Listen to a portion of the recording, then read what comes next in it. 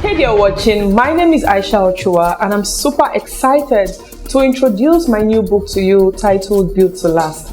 Now from this new book, we'll be discussing different major points that serve as pillars to build a business to last. The very first pillar we'll be discussing is visionary leadership. What is visionary leadership?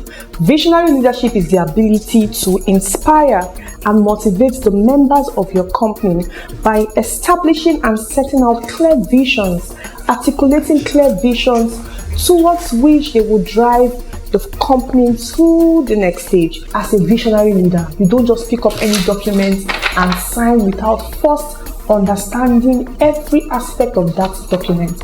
You must understand contracts, the legal implication of every contract before you sign. That is you conducting your due diligence. You must know what it's about. You must understand the values proposed, implications, benefits, opportunities, and future implications of every document, every proposal, everything you're giving. Tax implications, legal implications, social implications, industry implications of every document you're giving. Make sure you are not directly in control of every money that comes into the business account. Make sure there's accountability for the business. Otherwise, you will just be working, making money, and there'll be nothing to show for it.